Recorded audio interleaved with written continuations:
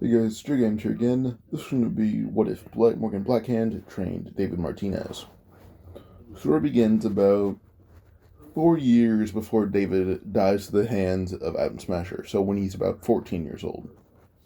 At this point, David is doing small jobs for Doc, basically running drugs and suppression chips, basically to kind of just they're called like immunosuppression chips to help your body adjust to new implants. David was running those and a few other small drugs for Doc. While David does that, he makes a bit of scratch, and one day, Doc gives David a bag without any name on it. He tells David, don't look at it, don't do anything about it. Literally just bring it to the location, leave it at the door, nothing more. But Doc didn't know that David was listening to music, and David didn't hear a single thing he said. David kind of just went on his way, kind of just nodded and went on his way, kept it pushing. David noticed the bag was unmarked. He opened it, reached in, lifted out the pill bottle, just wanted to know the address, or at least the name. And immediately he's confused, his name was a bit scratched out, but he read out a few little letters. It said BLA, at the end of it said HA. Well, David immediately stopped trying to get off some of the marker or whatever was on it. And while he's doing that, while he's walking, he eventually gets to the address that Doc had wired him. David knocks on the door, and by the time he looks down at the man opens the door, David looks at him, and immediately just sees a black hand. He's confused. Looks at the pill bottle and says, "Are you?" Suddenly, he looks at the name of the bottle, and what he says the last name is Blackhand. Because the man, a black hand, a little portly, but David looked back at the pill bottle. And at the end of the first name, it just said N. Ann Blackhand. And it said David put together, Morgan Blackhand. David immediately just froze, handed the pill bottle, and said, "Are you the actual Morgan Blackhand?" The man nodded, saying, "I don't have time for this shit." "Well, yeah, what do you want? An autograph?" He said, "No, I haven't had a chance to actually read your book. I was going to read it in class, but I'm kind of skipping to do this." Blackhand says, "Skipping class to run shit for a doctor." David kind of nodded, saying, "Yeah, Soccer Academy isn't really my thing." Blackhand says, "So you're in Soccer Academy, skipping. But what are you, a corpo kind of thing?" David kind of explained his backstory to Blackhand. Blackhand's kind of curious why a corpo, or what he thinks is a corpo kid, is in the slums of Santo Domingo, where Morgan kind of laying low for now. But when David tells him a story, he's like, "Oh, kind of interesting." He asks David if he has like any little other things to do for Doc. David asked Doc. Doc said no. Kind of just messaged him. So with this, Morgan handed David a bit of Eddie's, told him, "Go to the store, give me something to eat. I can't be seen in public." So now David's doing a few chores for Blackhand throughout the day, and by the time he's done, he would ask Morgan Blackhand to he shouldn't be a solo. Blackhand would ask why, and David simply just says, "Well, you already know my backstory, and I don't really want to be a corpo. Their money's good, but they're not good people. I don't want to turn out like that. If I do make good money, I want to do it in the way that I know I'll like. Even if it's being solo and not doing good things, but I know I'll enjoy the career more than sitting in an office working 80 hours a week." Which Blackhand just says, "Fair enough. I mean, you don't always need to kill. Fucking someone up won't really mess with your head that much." You know, David saying, "How far are you willing to go to become a solo?" And David just said, "As far as I need to support my mom." Blackhand just smirked, put his hand on David's shoulder, and said, "Alright, let's do this. But just know, no matter how hard it gets, if you quit, I'm gonna kick your ass harder and force you to come train with me even more." So David was nervous because even if he didn't want to train, he'd be beaten and forced into training harder. So with this, we go on to the more Blackhand training David. Now, Blackhand, I believe, has a Sandevistan, Kyoshi optics, immunosuppressors, and hydraulic joints. So Sandevistan, hydraulic joints, Kyoshi optics. So Blackhand, Sandevistan, Kyoshi optics, hydraulic joints, and smart links, probably a little bit more, like pain suppressors, stuff like that. But Blackhand is like kind of decked out with like the bare minimum that he can, like the bare minimum of like tech, but at the highest quality. He's maxed out with the basics that he needs for his job, but at the highest quality that he can afford, or that Militech is willing to give him. So with this, he doesn't really teach David the whole meat is better than metal, or that metal is better than meat. But he basically tells David is that the metal is only as good as what you can do with it. Like his inhibition, saying that, I'm kind of lowering on the fact that I haven't really been working out too much, so if you were to work out enough and already have like a good reaction speed, well, your inhibition will be much stronger. He basically teaches David every manner of combat that would fit Morgan's current implants, as he knows the best way to train is by training the way he would do to fix his own implants. So with this, for about a year and a half, David trains under Blackhand. This time, David is almost 16, but at this point, he's pretty well built. He's not like tall or anything like he is post-Main's death, but he's like got some muscle on him. Obviously, like he's someone you can obviously tell who goes to the gym, but not like bodybuilder built. So yeah. So with this, David would Blackhand. Pretty sure on one of the board game cards, or at least one of the novels, Blackhand had a few stats. They gave some martial arts. It was like +8 Aikido and like +6 or 7 in Taekwondo. So David will learn that from Blackhand. Pause. Alright, sorry about that. Alright. So David also learned Taekwondo and Aikido, but also learns how to drive. You've a variety of vehicles. Due to Blackhand having multi connections, basically tells David that he's going to tell a few lies to make sure David gets better training. And this after about 5-ish months with him, where Blackhand has like a genuine connection with David. Due to David never having a father figure, that main reason took the role of Blackhand is David's father figure. And Blackhand kind of views David how Main views David. Blackhand is running while he's doing all this. At this point, Arasaka is not moving in on Night City just yet, as they were gone for a few years.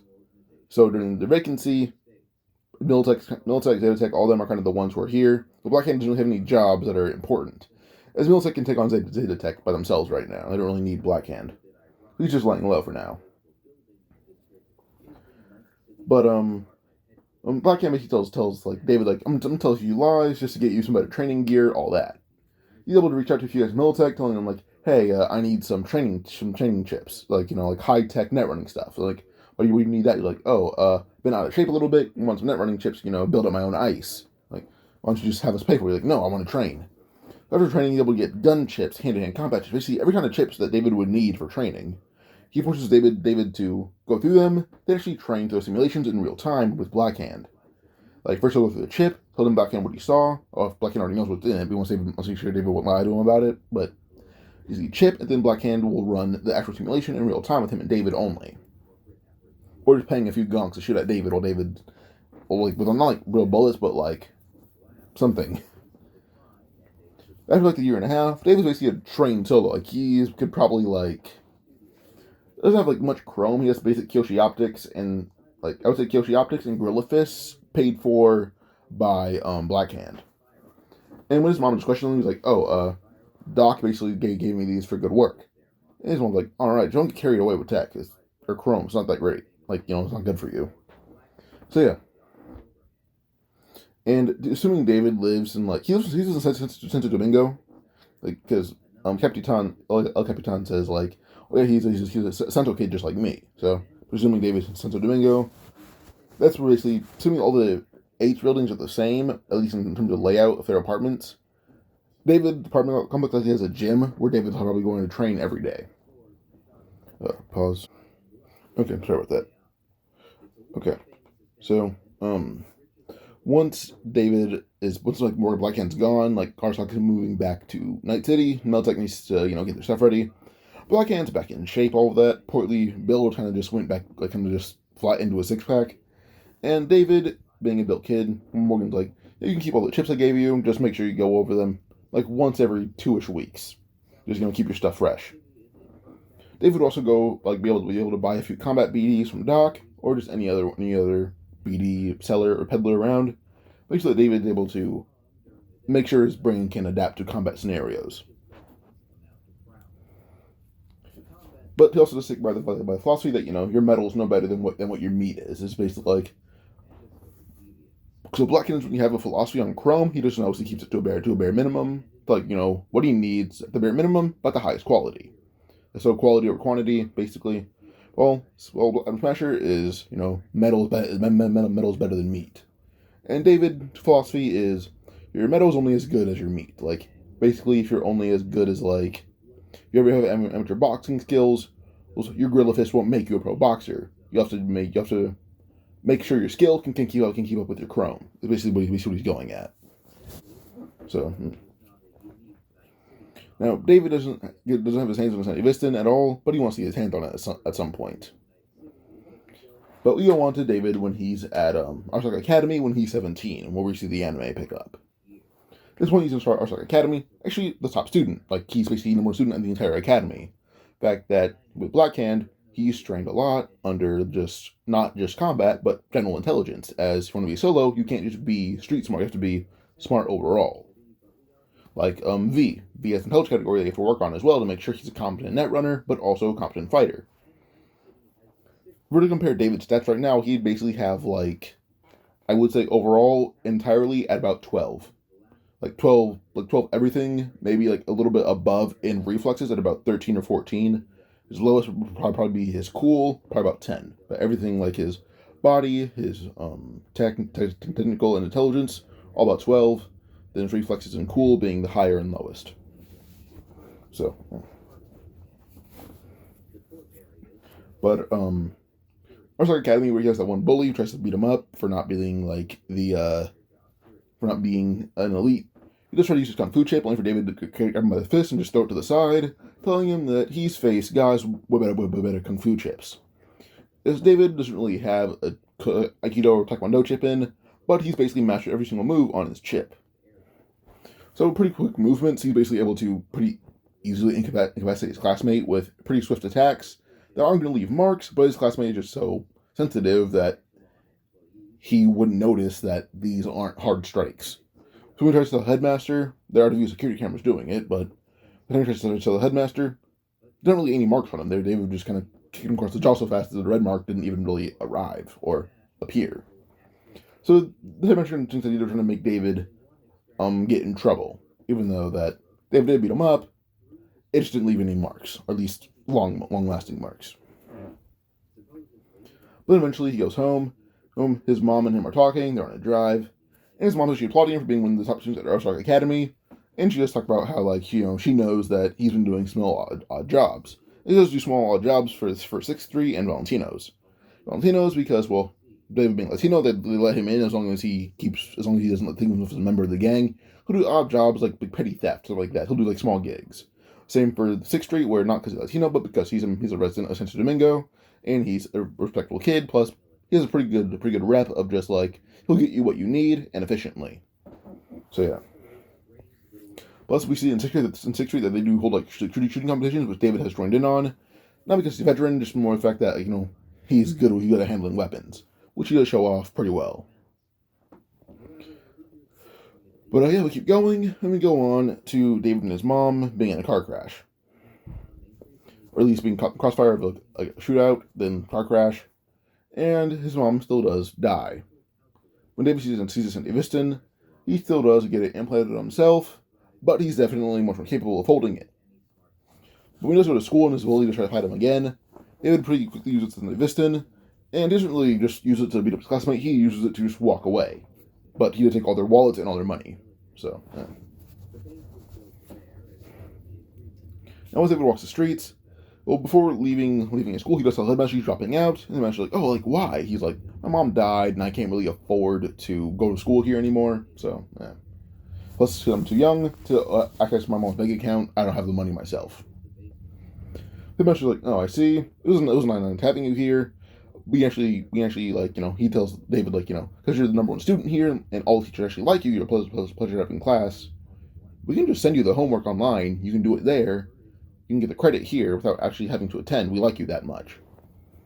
So, there's not really all too many scumbags, unless they're having their pockets greased. That basically how Arstock Academy is for David, is because he's such a cool student, they're not really mean to him unless they're being paid to be mean to him. And they're not being paid to be mean to him. So, yeah. But David is okay with that. He's like, all right, sure, whatever. As long as I don't have to pay. So with this, we go on to David on the train, and Lucy tries to clip his chip. You can already see what she was doing, as he doesn't think of her being that fast, at least compared to Blackhand, which she's experienced in real time. So he's pretty quickly able to smack her hand away from the back of his head, or at least from his slot. He simply tells her he doesn't have any worthwhile chips, just a defunct Aikido chip. Which he tells her, which she's like, "What, you actually saw me?" He's like, "Yeah, you're not really that fast. At least from the Sunday distance I've seen, and compared to my own." With this, her and David do work together to collect chips, and David can only have 7 or 8 uses canonically. David, his reflex speed is a lot higher than what other David is, plus he has just a much more advanced body. So he'd be able to actually use his Sunday Viston about 8 times, 7, 8, maybe about 13 or 14. So almost doubled. Almost. So with this, by the time it comes to like the 8 uses, is that like they're done by the 8 uses. So due to this, well, I'm trying to put it in a decent way. Yeah. So David doesn't really pass out. Like there's like no like mech trauma team agent trying to get him. So with that, David not really being in any danger right now, him and Lucy go back to her place. And eventually she just called Maine and the crew on him. But David, due to actually being physically adept, knowing that Maine should burst through the door, David has seen this scenario many times through combat chips and simulations that Morgan has ran for him. Immediately as soon as the door burst down, losing the distance, he appeared below Maine with a quick uppercut, sending Maine flying into his group, as there's only so many of them that can fit through a door. So immediately as soon as the distance time was done, Maine's crew realized that Maine was kind of crushing them as he was punched to punch into them. Maine looked up, seeing David with his fist up, and Lucy's actually kind of intrigued, so she wouldn't hack him. She's kind of just ready to see what he'll do. Dorio's first one up, trying to go at David hand-to-hand combat alone, only to be thrown, flipped, and then kicked through a wall, which Pillar tried to grab a gun, only to be thrown into the ground, and David kind of holds onto has his foot on his throat, grabs his gun, and fires at Maine. Maine's able to use his arm as more like a defense shield, only to realize that David shooting through some of the, outlines of cybernetics, actually having Maine's body be grazed a lot. But Maine tries to use his basically his the rocket part of that, or shotgun part of it, forgot what it was, tries to use that, but David already knew what that was. He dodged, grabbed Maine by the neck, and threw him on top of Pillar. And Pillar kind of just yelled, like, we quit. Just quit making him crush me. Maine got up, calling Pillar a little bitch for making him quit. But he asked David how can you swing the distance so well? David simply says he had a good teacher. But with this, they talk for a bit, and David still says, I don't really want to pay you. How about I just do a few jobs for you instead, and you can deduct that pay for my job. He's like, all right, cool, whatever. I don't really care. I'm getting money regardless. So yeah. So with this, we go on to basically David having the first job, and honestly, it's basically the exact same until Tiger Claws began chasing them. Which David, memorizing a simulation that he's been through, he immediately just asks Lucy for a gun. She gives it to him, and immediately he hops out of the car, and within a split second, using his Viston, he's able to basically blast out with the Tiger Claw's tires, flew back into the driver's seat, and continue driving. Which Lucy was surprised that he's able to do that, and she says, "How can you do that?" And his only excuse is, "I had a good teacher," which that's exactly the only reason. He had a good teacher, plus a lot of combat chips and separate psychosis chips. Regardless, a lot of chips and brain dances. So, kind of a little addiction that he has, to be honest. But David continues to drive till they get to the base, where they're followed by only one more Tiger Claw who's on a flat tire. But the little wreck he had kind of made him look mangled, with one man's blade sticking out. He did try to attack David and Lucy, but David just gunned him down immediately in the middle of the street with really no hesitation. David doesn't really like killing, but he knows that, he knows he'll do it for the greater good of, this guy will be a pain in the ass if I don't end him right here and now, so he ended him right there and then. So with this, they go inside, and eventually after David gets paid, he does realize this is a lot of money regardless. Does a few small errands with the crew, getting more and more money. And also in the middle of that little montage thing, he gets more implants. Not crazy implants, but enough to what he knows his master had. So David gets Kyoshi optics, as much high quality as he can afford, without spending all this money. But then also upgrades his Gorilla Fists, upgrade his Antiviston, what little Doc can do. Some enhanced jumping. What else? Hydraulic joints, basically. Every joint in the wrist, every joint in the elbow, every joint in the shoulder area, all those are hydraulic, allowing David to basically punch faster and harder. Which, and for the fact that his gorilla fists, and pretty good ones actually, is pretty impressive. All his upgrades are about tier 3-ish, tier 4.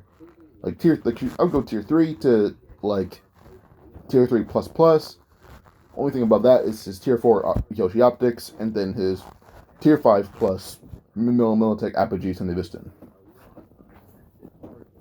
So, yeah. But his legs, about tier 3. Hydraulic joints, tier 3. Kresenov, about tier 3. All that, yeah.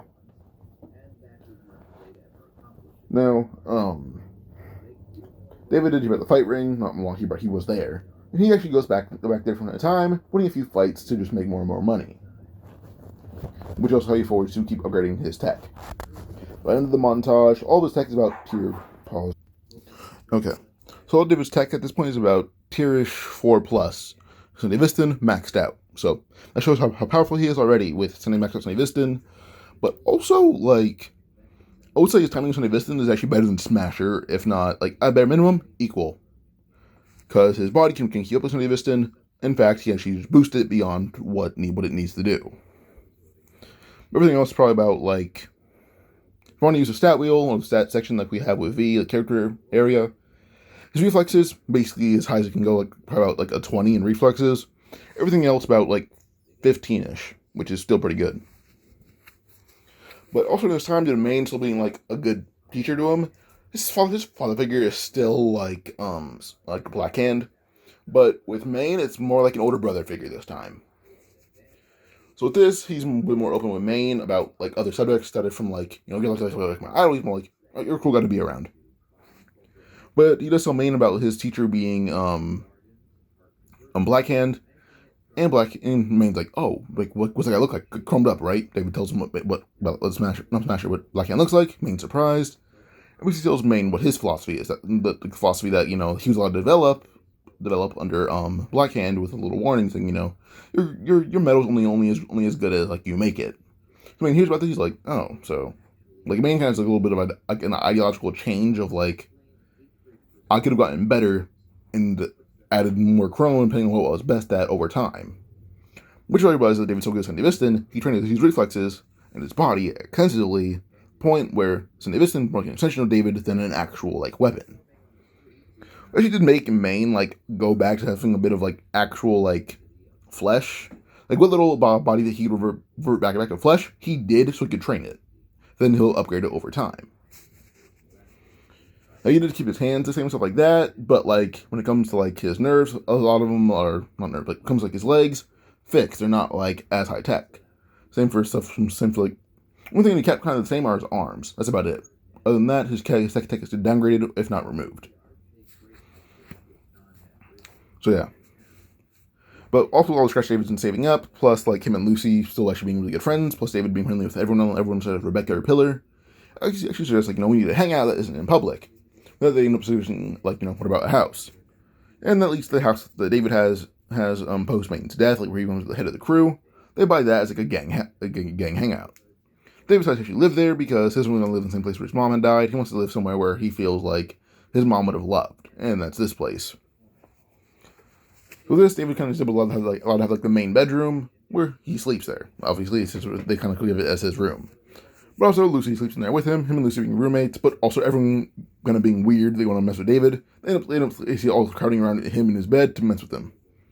Main kind of crushing everyone, David being under a dog pile the entire time. A person who's not really allowed to be in David's room at this point is Pillar. In fact, that Pillar has touched his little Pillar in David's bed while everyone else was gone. Because Pillar is Pillar and he's weird.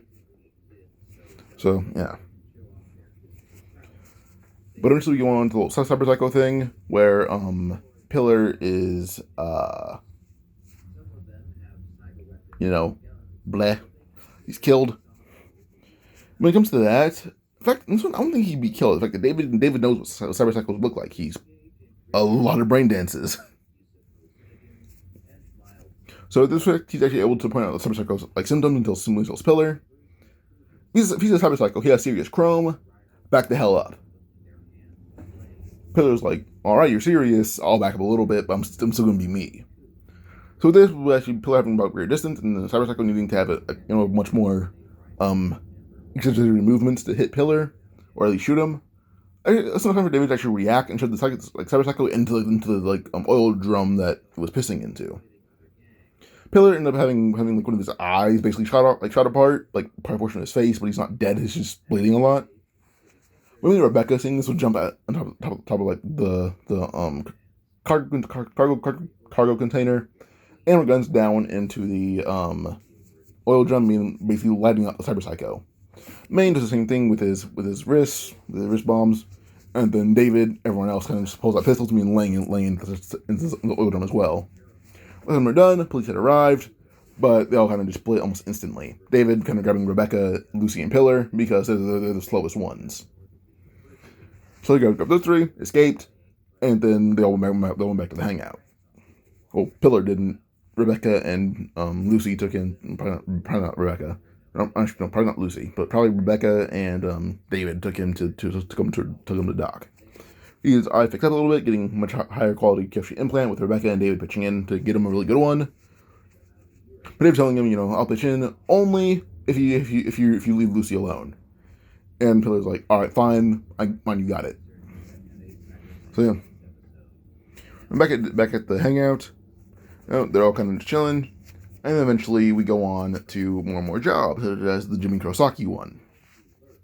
When it comes to this one, they were able to use a bit of connections that he had via Militech from Blackhand, or Militech connections via Blackhand, and he was actually dig up a few bit of intel on Kurosaki's Chrome.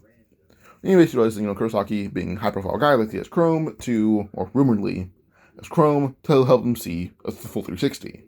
He doesn't know where it is, but they can really ambush him. If they do, they need a hacker on standby or netrunner on standby as much as possible, or as close as possible and as effective as possible. At this point, David and Lucy, they're getting closer and closer because David's a little more friendly guy, plus not as nervous.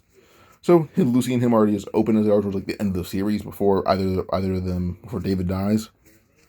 So him knowing Lucy's history basically tells tells Maine he recommends Kiwi. She's more experienced, and Lucy is kind of just shouldn't really want for this job. Doesn't give a reason why, but he just chooses Kiwi for experience, supposedly. So David is still trying to get Kurosaki for the mission. Then when it comes to Maine trying to sneak him, well, Kurosaki suddenly hacked, or his optics are rebooted. He's immediately able to kind of detect this when he'd be punched in the gut, and then from behind, he's choked out. But David tells Maine, relax, and then she tells, Kiwi, cut out his, transmission for, not transmission, but cut out, anything that could get him trauma team. Kiwi's able to do that temporarily until his vitals are boosted. Once they're boosted to a healthy level while he's still unconscious, they're able to move him. Once he's moved, they're able to basically get until they need out of him for that one guy, Tanaka, and also do get Tanaka in the process, by the way. I'm saying this entire little mini arc of Maine's descent into cyberpsychosis is pretty stable, honestly. Towards the end, once they get what they need out of Tanaka via Faraday confirming it, well, they do attempt to release Kurosaki, but everyone's kind of arguing what they should do with him. David assumes hey, let's ship his Chrome, throw him in the street. He'll be fine. Maine suggests killing him. Rebecca and Pillar suggest killing him. Falco suggests ditching him in the Badlands. There's a lot of different ideas thrown around. But while they're arguing about this, Kurosaki actually has an idea. As he's a little pissed right now. He smirks, bites his tongue off, in kind of the heat of the moment. But after kind of arguing, they burst into the room and we see that he basically bled out. Immediately they realize, oh shit, trauma team. Immediately suddenly their building means basically being lit up with gunfire, Tanaka being killed in the process, aka more trauma team.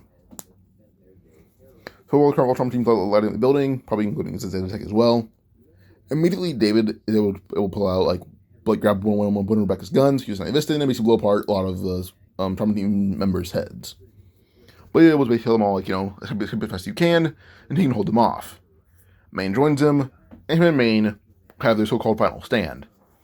As David shot once in the leg, Maine a few other times in other places. But he tells David, hey, you don't need to stand here with me. David tells him this was his idea, he's to send with him. The Maine kind of just smiles before suddenly punching David through the ground full force and tells David just run. David recovers pretty quickly and does as Maine says, crying in the process as he basically bursts through the wall. But as a final, just thank you to Maine, he goes to a propane tank, or at least one of the rig tanks, throwing it through the window. Maine sees it.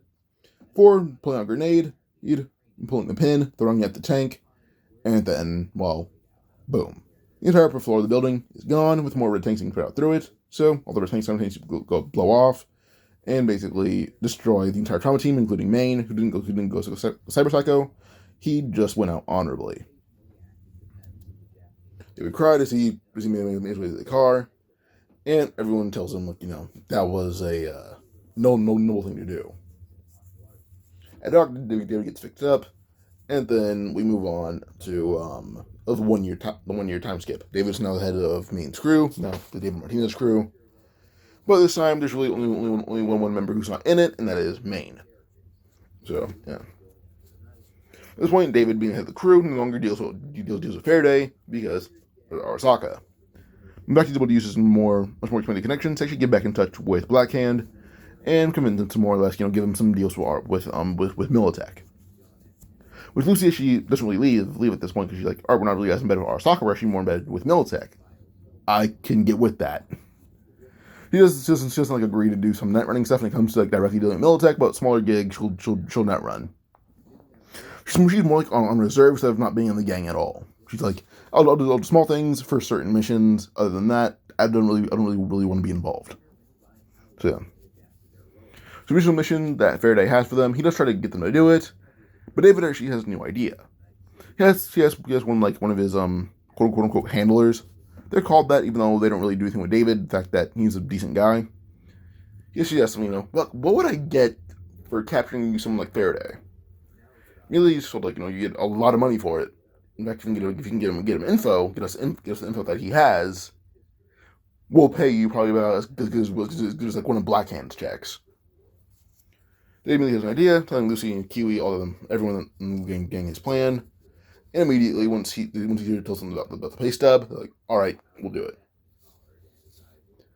So immediately, when it comes to the mission, David does it without having any sense of psychosis, because he has the bare minimum of tech. Only the major thing about him is his Sunday Viston, which even then he can actually handle pretty well. So with this, David would go on with the mission, but when it comes to Faraday kind of meeting him in a bar to give him a chip over it, David would just smirk before suddenly Faraday's circuits being fried a little bit. But before his vitals drop, David would insert a chip in his head, telling him this is some tech that Militech and the Scavs have been working up independently on their own. He just combined it, or at least Kiwi combined it with Lucy. So with this, once the chip is inserted, it basically jump-started his vitals, making him stay unconscious, but his vitals were not alerting to the trauma team. With this, they ended up dragging him to to one of the other small bases, like a warehouse, to make sure to not fall into the Kurosaki mistake, and they're basically able to keep his mouth pried open, and everything about him is basically separated together to the point where he can't really move at all. All he can really do is blink. But with this, Kiwi and Rebecca both extract info from, Kiwi and Lucy both extract info from him, and they don't really involve Militech, because Kiwi and Lucy are as much as you need for this at this point. Once the info from Faraday is extracted, they don't really want him to be found again. They don't want to dive through his memories to realize where he's been. Once they're able to basically restart his memories, or at least kind of wipe them, which does take a lot of effort. In fact, it actually kind of just very badly injures Lucy and Huey, but it was worth it in the end. They throw Faraday to the streets, or at least not to the streets, but to Militech, and then they hand over the chip that Faraday had for everything that he knew about Arasaka. Once the chip is taken, they insert it into what they need, and at this point, they give the giant paycheck. Kiwi and Lucy enjoying it, David as well, Rebecca as well, Falco, Dorio, Pilar, all them. But eventually, they do get word about the giant's exoskeleton, and they go to hijack it. When it comes to hijacking the exoskeleton, well, The convoy is Arasaka, so it's pretty difficult to hijack. But the fact that David is basically the god of Santavistan, when he puts it on, well, one, he does like have like cyberpsychosis symptoms, but this is the first time he's showing them. If anything, they're not as severe. They're like as severe as they are when he first kills that woman by not by accident, but he first kills a woman and gets a little bit trippy off that. He has those kind of symptoms, not like his rage moment thing. So with this, David was actually able to pretty quickly wipe out the Arasaka convoy, and he actually would get a call from Blackhand telling, if you have the exoskeleton on, it's going to be hard to remove. David actually kind of just asked him, do you think I could raid Arasaka Tower with this? And with this, Blackhand and David talked for a bit, and then eventually, with Militech's help and recommendation, David is able to, have the idea that he can raid Arasaka. Or at least weaken their Night City defenses. But he tells them he's going to do it alone, or at least bare minimum effort. And depending on how well it goes, he wants what remains of his crew to be paid out, and to have a good payout. Blackhand's going to oversee that, so David would go to Arasaka Tower. We tells everyone this plan. Well, everyone has their own little opinions on it, but David would eventually look at Kiwi and tells her, choose. Kiwi would immediately activate a quick hack, and takes out a few certain members, only one to our left, being Dorio, Rebecca, Kiwi, and David. Everyone else is rendered unconscious, and then they escape to Arasaka Tower. With this, David is able to actually hijack one of the convoys, one of the, flying car things, to get to Arasaka Tower, while everyone else would get their own things. Now, David would crash through the Arasaka Tower window, where he's met by Smasher and a few other Arasaka members. Faraday is hanging back, and he's pretty badly beaten, and they're able to interrogate him a little bit. Well, they're kind of in the middle of the interrogation, until David smashes through the window, which everyone's surprised by, honestly. Faraday's like Martinez, only for David to just quickly just use gravity thing and crush him without really any difficulty. But eventually this does lead to a fight between David and Smasher still. Like the entire time, it's a fight between David and Smasher. When it comes to David using the distance, Smasher tries to trash talk him, only realizes that David can use it as well as him, if not better, which is now trouble. Exoskeleton David kind of pushed the boundaries between what David knew about his tech ability. But eventually, by the time the fight was going on, he was basically fighting Smasher on par. Smasher could not keep up, and on some parts, David could not keep up on other parts as well. It's kind of a very, very big back and forth. But in the meantime, Dorio, Kiwi, and Rebecca are basically mowing down everyone in their way with no difficulty. While David's fighting Smasher, the rest of his group wakes up, but they're in a Militech base, being overseen by Blackhand. But eventually, while the fight goes on, it's being streamed now to the point, because it's caused so much chaos. It's being streamed via newscopter, and David versus Blackhand versus Smasher is the main stream.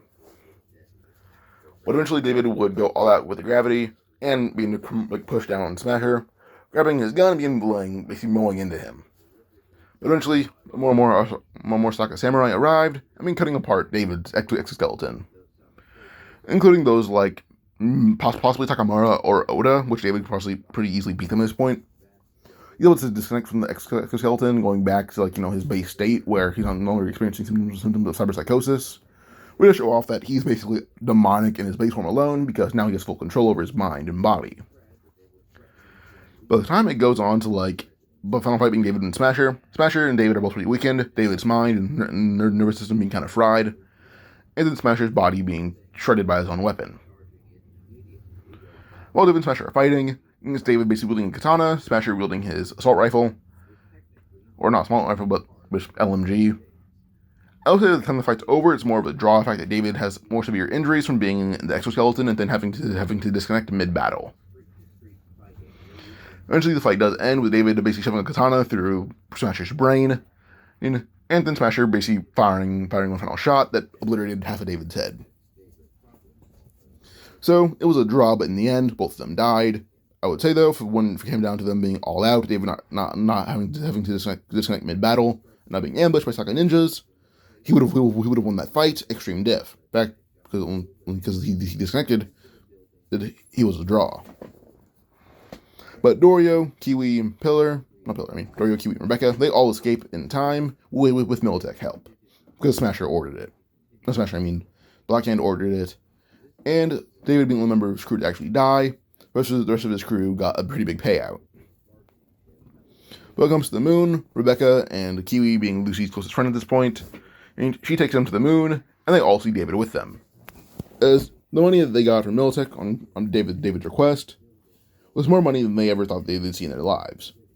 Now, Militech originally is a very shady organization, but due to what David had done with Smasher and the rest of Arasaka, including Blackhand being very threatening to a lot of them, they're very respectful when it comes to David's crew, because they're the best edge runners that they have, aside from, Blackhand. But we do go on to the end of the story here. I hope you guys enjoyed. Like, subscribe for more. Adios.